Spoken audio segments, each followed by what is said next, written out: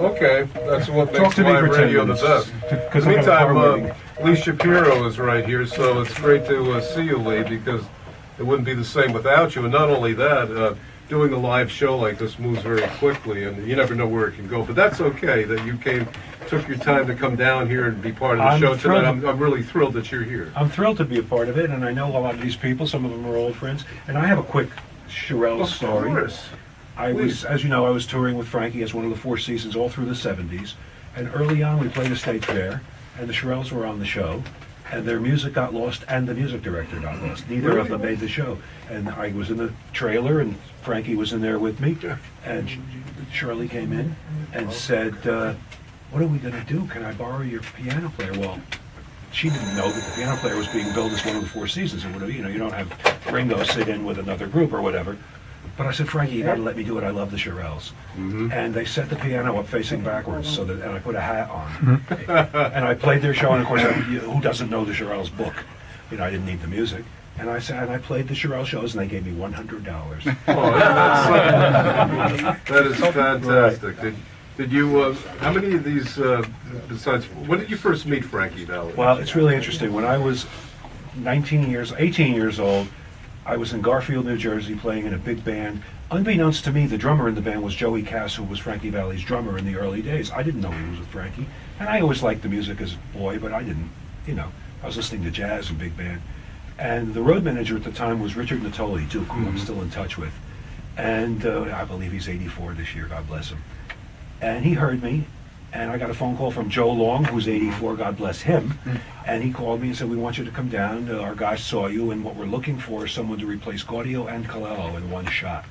So, of course, I said, well, nobody's going to do that, but I'll be happy to come down. And I was in Manhattan School of Music. I don't think I was shaving every day yet. And I went down, and I met Frankie, and I played, and I ended up being the guy who was the arranger and the keyboard player from 1973 up until about 81. And they threw me the ball. And it's what I said. My father used to tell me: say yes and then figure it out. No one cares how good you are without a gig. So. And you've been at many gigs, and you continue to have many gigs for so many great years, and you're still playing. You still have the new CD that we're going to play tonight here at WPAT. Fantastic. What would you like to say about your career and about some of the people that have influenced you over the years? Well, some of them. Honestly, I can tell you right now. Everything I know about the entertainment industry, I learned from Frankie Valli. The man is not educated. The man has life experience beyond anyone in the world. And he is the guy that taught me how to play to an audience. And I was smart enough as a young man to listen. And I was the Jewish boy in an Italian band. So there was already there was a camaraderie because of that, but there was also, and I was also 20 years everybody's junior. But Charlie Colello, who is my mentor with arranging and stuff like that, I was in the studio with Charlie, and he gave me the best advice as a 20-year-old that I ever had. I believe he was recording Eyes Adored You or something, and he said to me, Lee, do me a favor. You're a very smart kid. Sit over there, keep your mouth shut and your ears open.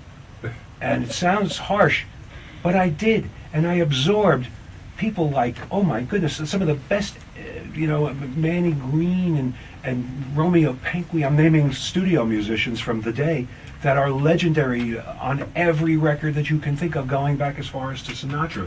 So I would say I went to the University of Frankie Valli and the Four Seasons, and I worked on the arrangement with Bob Gaudio at the piano for Who Loves You and Oh What a Night. And I don't say those things by way of bragging, aren't I great, I have these credits. I say these things as how blessed I feel, how lucky I feel. I'm the guy that collaborated with Gaudio. I'm the guy that collaborated with Charlie Colello and had Frankie Valli told me do that. I mean, there's not that many slots to do that. And then after that, I worked with Tommy James for 2 years because my old cohort Don Ciccone recruited me when I left Frankie in '81. And then in '90, I worked with Barry Manilow and I co-produced the music to Copacabana the musical with Barry, who is the gentleman of the world and who can sit in anyone's chair, right? And can sit in anybody's chair. He can orchestrate, he can produce, he can write, he can accompany. He's one of the best piano accompanists in the world, which, as a lot of you will know, I'm sure you will know, is a different art than playing the piano. Being an accompanist is a special thing. You feed the singer so the singer knows that where they sit, if you will, like in a track. And I pinch myself sometimes. And now with the Hitmen, I have 4 other guys who all have my kind of resume, and I always say I'm in a band with the best guys I ever knew in my whole career. When we go on stage, I never worry if we're going to be good. All I have to do is lay my part in like Music -1. It's always good. And I just, Jimmy Ryan, original Critters, who wrote "Don't Let the Rain Fall Down on Me," and was with Carly Simon for 21 years. Russ Velasquez, who worked with the Ramones in Chicago, and Luther Vandross. Steve Murphy, who was on the Happy Together tour, replacing Jerry Polchi, who sang "Oh What a Night," and we're still in touch. Jerry's a great guy, but he got married and retired. And Steve Murphy fills in, and he worked with Three Dog Night and Alan Parsons and Paul Revere, and just on and on and on and on. And Jeff Gans we just got because of the passing of our late brother Larry Gates, who I'm still in love with after knowing him 55 years. And Jeff Gans was handpicked by Larry, and Jeff has worked with Chuck Berry and Johnny Winter. And What would you say is one thing you learned from Frankie Valli? from Frankie Valli, One thing. one thing, here it is. If you know it's your calling, no matter what's happening around you, whether it's succeeding or not succeeding immediately, you must keep doing it.